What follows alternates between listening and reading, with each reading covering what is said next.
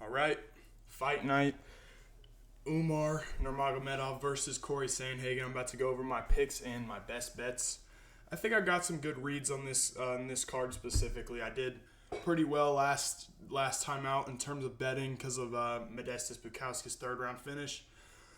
Otherwise, the picks weren't elite, but today I'm about to go over my picks. I think I got some good reads, like I said. So yeah, let's get right into it. First up, Cedricus Dumas versus Denis Tulan. You know, Denis Tulan is probably the worst fighter on the roster at this moment. He's close. Cedricus Dumas, I haven't been too impressed with him. He seemed to go to the grappling, He's like that a little bit more. But I like him to win this fight pretty easily. Denis Tulan is going to come forward. He's not technical. He doesn't have, great anything. His takedown defense is okay. I looked at his win versus Jamie Pickett where he actually looked good. But the last three fights have been fucking atrocious for Denis Tulan. He's slow. He's plotty. Bad cardio. I think, Cedricus Dumas towards the end of the fight absolutely dominates him. Cedricus Dumas has good cardio. Boxing is pretty sloppy. He has a decent little body kick. Good leg kicks or low kicks. I think he's got potential. You know what I mean? He's athletic. He's fast. His jab is pretty nice. He doesn't really like to get hit, doesn't like to get pressured. He doesn't react well to getting hit. I think Denis Tulan is just at the point where he's so fucking bad, man. There's just not a chance I could ever pick him to win a fight. So, I'm going to go Cedricus Dumas by decision, maybe a late round finish. We'll see a submission or maybe even a knockout. He does have some good power, but yeah, I'm going to go Cedricus Dumas. Let's move on. Next up, Rolando Bedoya versus Jai Herbert. This is an interesting little fight here. Jai Herbert, I think in this fight is going to be faster. I think he'll be more technical. I think he's going to be able to land some big shots on Rolando Bedoya. But Rolando Bedoya is moving down to lightweight here. I think Rolando Bedoya is pretty good. He's got some dirty little calf kicks he'll throw. Great volume. He's a volume guy. Not the best boxing. And like I said, I think Jai Herbert will be able to land on Rolando Bedoya. But if Rolando Bedoya keeps coming forward and pressuring Jai Herbert, I think he's going to be able to get a late third round finish.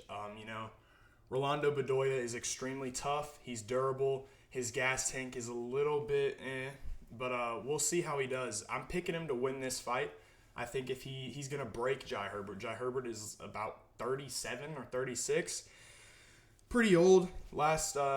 He lost to Faraz Ziam last time out, and I thought he looked okay. Ziam's a good fighter, so it's not a bad loss by any means. But I think Rolando Bedoya can take Jai Herbert down. I think he might be able to. And he trains at Shootbox with Charles Oliveira. I think he's going to be able to take Jai Herbert down. You know what?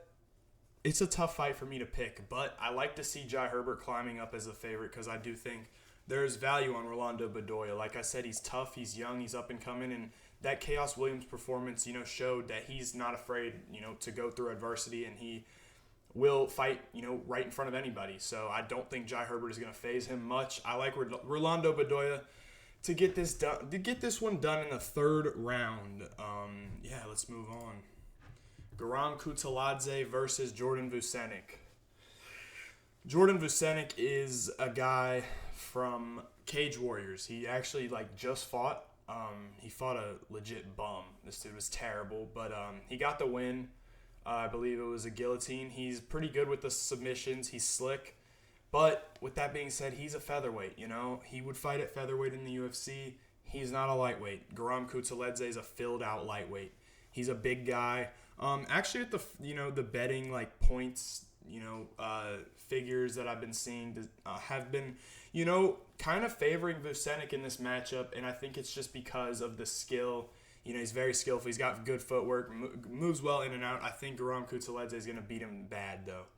Garam is going to go in there and not have to fear the power of Jordan Vucenic. And when you can do that, man, you're going to look good. I don't think Jordan Vucenic's going to have any success with the takedowns. Garam is very good. And also, again, man, he is a featherweight. Garam is much bigger. I don't think he's going to have, a great time with those takedowns. And it's just like, you're coming on 7 days notice versus Garam Kutsaladze. It's a very, very tough, matchup. If he can get this one done, we got to look at this guy as a top prospect in featherweight, because it would be extremely impressive if he came out and won this fight. But I don't see it, man. I think Garam is too good. So I'm going to pick Garam Kutsaladze to win this fight by a pretty dominant decision. I think he'll handle business and take care of him. Jordan Vucenic actually has fought Morgan Charrier and Paul Hughes. I believe he beat Charrier, and I think he's 1-1 with Paul Hughes. So he's a good fighter. I mean, there's no doubt about it. But I just think, stylistically, Garam's bigger. He's bigger. He's, might be faster on the feet. I think he's much better on the feet. His Muay Thai is exceptional. And I don't think he's going to be, or Jordan Vucenic is going to be able to take Garam Kutsaladze down. So I think it's an easy pick here. I'm going with Garam Kutsaladze, 30-27 decision. Next up, Shamil Gaziev versus Dontel Mays. I really like Shamil here. I think he's going to get this one done inside the distance. I think he's going to finish Dontel Mays via a submission or, knockout. Shamil Gaziev, last time out, Jairzinho Rozenstruik, it's a tough matchup for Shamil. Jairzinho can move well, and he's a very, decorated kickboxer, and Shamil had a tough time figuring him out. Shamil shot a takedown and ran right into the fence, which was embarrassing, but I think he's going to get this one done. Dontel Mays is slow. He keeps his hands down and tries to counter shot. I don't know why he does that, because he's not very good at it. Shamil, Dontel Mays doesn't like pressure. Shamil's going to be on the pressure. Shamil's got a good one too, man. He's got a good one too. I think he's going to be able to hurt Dontel Mays. I think he finishes Dontel Mays. He's going to have the ability to take him down too. So I think it's a pretty easy decision for me here. I'm going to go Shamil Gaziev inside the distance. I think it's an easy fight for him, man. All right, next up. Muhammad Yaya versus Caio Fernandez. Muhammad Yaya is a decent fighter. Caio Fernandez, I think, is a bit better. He's the favorite here by -350, which is fucking ridiculous to me. I don't get that at all. Caio Fernandez trains with Jose Aldo. He's good. He's got a lot of first-round finishes outside of the UFC. Muhammad Yaya, coming off a loss to Trevor Peek, looked like shit, to be honest with you, but Trevor Peek will do that to you. I think Muhammad Yaya is a bit better of a fighter than he showed that night. Caio Fernandez lost to Mark Jacasey, a split decision. Mark Jacasey beat him pretty bad. I thought it was a very clear unanimous decision, but, it was a hometown job. He almost got away with it. Caio Fernandez, fast, good distance management, man. He's a fast striker. I worry about the gas tank a little bit. I'm not too sold on the gas tank of Caio Fernandez, He's very good on the ground, I think. Mark Jacasey held him down, but I think Caio Fernandez jiu-jitsu is very good. He's crafty off his back. He can lock up a sub. If Muhammad Yaya tries to take him down, I think he might be able to get the sub. So that's in play, but Muhammad Yaya is not, a wrestler. He's a striker, so I don't really think that's going to happen, but maybe. You never know. It's MMA. But, I'll see what that number is. If that number sticks out to me, maybe I'll take it. But if it's nothing above 500, plus 500, I'm not even going to think about it. But, Caio Fernandez, I think he's just faster. He's a better athlete. His boxing isn't great, but he launches head kicks. You got to be ready for him. I think Yaya's outmatched here just with speed. But I don't see a spot where I would ever think about taking Caio Fernandez -350. That's ridiculous. But I do expect him to get the job done via a decision. So I'm going to go with Caio Fernandez decision for this one. Next up, Azamat Murzakanov versus Alonzo Manfield. Oh, man. I think Azamat's going to knock Alonzo Manfield out. Alonzo Manfield just got knocked out by Olberg, who is a great fighter, I understand. But look, Azamat Murzakanov is so light on the feet. He's got nasty counter strikes. He's just fast as fuck. He's so fast for somebody his size. Good pressure. I think, when Alonzo Manfield, you would think he's the better wrestler. I think Azamat's going to be okay on the wrestling side. I don't expect, Manfield to control him for an absurd amount of time or even lock up a submission. No. I worry about Manfield's power a little bit. He is powerful. He's a powerful guy. He dropped Dustin Jacoby like fucking 3 times, won him the fight. But it's Dustin Jacoby. I think Azamat Murzakanov is, fast. He's so fast. And I think when he's dealing with a guy that's similar to his, frame, I think he's going to have a lot of success moving in and out of the pocket. I think he's going to be fast. I think he's going to piece Alonzo Manfield up. I think he gets him out of there in under 2.5 rounds or under 2 rounds. Alonzo is he's just powerful, man. That's really all he's got at this point in this fight. Azamat is very fast. The ring rust worries me a little bit. He hasn't fought in 14 months, but last time against Dustin Jacoby, he looked fantastic, man. He beat the fuck out of Dustin Jacoby. So, I think Azamat, gets this one done via a KO. Manfield coming off a knockout short, it just happened pretty much. He is a sizable underdog. He's always been a sizable underdog. He always is an underdog pretty much because his skill set isn't the best, but he's powerful. He, tends to hit guys and they go down. I'm going to go with Azamat Murzakanov via a KO. All right. Next up, we got, Elvis Brener, Joel Alvarez. This should be a crazy fight. I'm definitely thinking this is fight of the night. No doubt about it. Brenner's a dog. He's a dog, He's tough. He's very tough.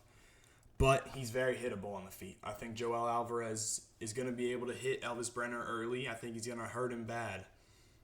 With that being said, Joel Alvarez, a guy who his gas tank worries me a little bit. He's not very good off of his back. Obviously, his submission's, crazy, but I think Elvis Brener will be in control of that. I don't think that's going to be a huge part. I really don't think the takedowns are going to be a huge part in this fight. Joel Alvarez puts a lot into his shots, man. When he's punching and kicking, he kicks with a lot of power, and he kicks with all his might pretty much. With that being said, though, Brener hits hard. He hits hard.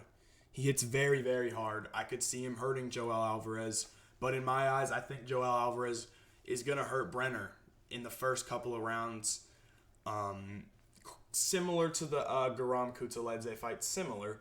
I think it's a close fight, dude. It really is. But I'm going to be going with Joel Alvarez inside the distance. I think a club and sub is very possible here. Joel Alvarez loves hopping on subs. And if Elvis Brener shoots a sloppy takedown, Joel Alvarez is going to capitalize and make him pay and probably submit him. He's got a nasty Darce choke. He's got a nasty triangle choke, nasty guillotine. This guy has like 17 submissions, I think. Crazy, something crazy. But he's getting better on the feet, man. And I also think Elvis Brener, towards the end of the fight, might be able to take, Joel Alvarez down. So it's a very close fight for me to call. I really, I think I'm going to go with Joel Alvarez, club and sub. I think he's going to catch Elvis Brener. We've seen Brener hurt. Obviously, we haven't seen him, finished. But I think Joel Alvarez is too fast. He's too fast. He explodes into his shots. He's got nasty knees. I think we're going to see him go in here and finish Elvis Brener. So, should be a good fight, though. Should be a crazy fight. Next up, Tony Ferguson versus Michael Chiesa. Old head fight. Old head matchup here. Tony Ferguson is, I believe, plus 500 right now. Look, I love gambling, and I don't ever think Michael Chiesa at this point should be, plus 500 versus anybody. Michael Chiesa's great on the ground, but he's looked like shit. He hasn't fought well at all. With that being said, it's Tony Ferguson, who's on a 7-fight losing streak. Michael Chiesa's going to be the bigger guy here. I think he's going to take Tony down and submit him pretty easily. Bobby Green was able to submit Tony, and I know Patty wasn't able to, but Bobby Green was able to. Michael Chiesa's a lot bigger. People are saying, oh, Tony, you get the Darce choke. Michael Chiesa's been caught in a Darce a couple times. I don't see it, man. If he locks it up, bro, it's Tony Ferguson. You think he's even going to be able to, squeeze hard enough for a tap? I just don't even think he will. I'm going with Michael Chiesa here. Tony Ferguson is old as fuck. not looking any better than he used to. I got to go Michael Chiesa here. It pains me to say, but it's going to be an 8-fight losing streak for Tony Ferguson. And it is what it is. Next up, Deiveson Figueiredo versus Marlon Vera. And man, oh man, I still have a tough time picking the winner here. I think we're in for a boring fight, first of all. I don't think this is going to be a fun fight. Both the guys kind of like to be patient in the first round. And Deiveson, ever since he's been training with fucking Henry Cejudo, he doesn't strike that or even throw that much. You know what I mean? I think the takedowns might be a factor for Deiveson. I don't think it's going to be a huge, he's going to be able to hold Vera down forever. Sandhagen was able to do it. But Vera's pretty good on the ground. I don't know, man. It's a really tough fight for me because Vera, I feel like he's not that bad. Fuck me, man. I do think he's that bad. But against, Pedro Munoz, he looked like shit still to me. I think I got to go Figueiredo here. I think Figueiredo moves well. He's not going to sit right in front of fucking Chito Vera like Pedro Munoz did. Just sit right in front of him and trade.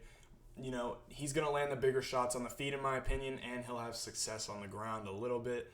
It's a really tough fight, man. I don't think I'm betting on any of these guys, but I expect Figueiredo to get it done, and it worries me a little bit, man. The guy's 36 now. But I look at the Font fight, and I thought he looked good off the, with the counter-striking. I think he's going to, I don't know if he'll be able to hurt Vera, because Vera's, obviously very, very the best chin ever. This dude can't get hurt. But I think he's going to land the bigger shots and be able to take Vera down. And, yeah, I don't think he'll be able to submit him. I don't think he's going to get the finish by any means. I like Figueiredo here, but I could easily see Chito winning. I'm not very confident in Deiveson Figueiredo at this point. Looked like shit against Garbrandt. Understandable on the feet. Garbrandt's pretty fucking fast and intimidating, so I kind of get it. But, Figueiredo hates getting hit, man. He really, doesn't like it. So we'll see what happens, but I'm going with Figueiredo to get this one done by a decision. Next up, Shara Magomedov versus Mikhail Oleksiejczuk. I actually called this fight after Shara beat Mackenzie Dern's boyfriend or husband. You know what? Shara's going to win this one easily. That's why I called the fight. They're going to give this guy an easy opponent stylistically who's not going to wrestle him, who's going to stand in front of him and fight. And, I don't think Mikhail's all that good anymore, man. He had that run where he won 3 or 4 fights in a row and he looked dangerous, but ever since that Michel Pereira loss, it's been bad, I think Shara's movement is going to be way too much. His, range management, his speed is going to be way too much. Mikhail is still hurt, I think. I don't think the guy's healthy, man, So I think this is an easy fight. It's almost like a max bet situation for me. I really don't see Magomedov losing this fight, dude. He's fast, he hits hard. His spinning attacks are great. He's a fun fighter to watch, and I really, really doubt the UFC is going to give him a matchup that he, can't take. Like I said, Mikhail Oleksiejczuk is a little slow. I don't know if he's fully healthy. His arm got fucked up by Kevin Holland not too long ago. I got to go with Shara here. Pretty easy. I think he's going to KO and finish Mikhail Oleksiejczuk. So, yeah, let's move on. Main event. Corey Sandhagen versus Umar Nurmagomedov. And boy, I had a tough time picking this fight as well, When it comes to the stand-up, I don't think there's anybody in bantamweight besides Sean O'Malley that can outstrike Corey Sandhagen. I mean, this guy outstrikes every opponent, every single one of them. Even Peter Yan outstruck Peter Yan. He figures out a way. His footwork is a lot. He loves the leg kicks to set up other things. Corey Sandhagen is very good on the feet. I think he's going to have an advantage on the feet. I think he's going to win on the feet. With that being said, Umar is good. Very good fighter. No doubt about it. It's really tough for me to pick Umar here. It's a dog or pass, by the way, for me. I cannot pick him. I can't. I just haven't seen enough, man. It is what it is, man. I haven't seen enough. If he comes out here and submits Corey Sandhagen in the first round, look, I'm not going to be upset. I will as a Corey Sandhagen fan, and I'm not going to be upset that I missed the pick because this guy hasn't fought anybody. He's fought his best win is Azamat Murzakanov or Nate Maness, and both of those guys are flyweights. They're not even bantamweights, and he was able to control both of them extensively, but now he's fighting a real bantamweight. So how is he going to do? I think he's going to be able to control Corey for some parts of the fight. I think he's faster. I think he's a little bit more powerful with the kicks, but like I said, man, it's just the competition he's faced. I cannot pick him confidently to win this fight. I think he's going to be able to hold Corey down a little bit, but I don't think he's got... I just think Corey's too smart, man. Corey's going to be feinting uppercuts, feinting knees, and it's going to keep Umar away from the takedowns and make him very careful with it. I obviously could see Corey catching Umar with something big. He got dropped in his last fight out. But I don't see him knocking him out other than the knees or an uppercut while shooting in for a takedown. I don't know. We'll see. I just think, the gas tank. The gas tank. Is Umar going to be able to hold up? Obviously, he's a Dagestan guy. Those guys, come and they always are prepared for 5 rounds, it seems like. But, this is his first time, man. You never know. So, I'm going to pick Corey Sandhagen here by a decision. I just think on the feet, he's going to outland. He's going to outstrike. Like I said, this dude's going to outstrike anybody on the feet, and they might not be the most damaging shots, but he gets the numbers and he knows how to score. I just think, I think he's going to lose a couple rounds too. I think this will be a split decision. Corey Sandhagen win. I really hope Corey wins, man. But, make sure y'all boys like it up. And, I'll catch y'all boys in the next one.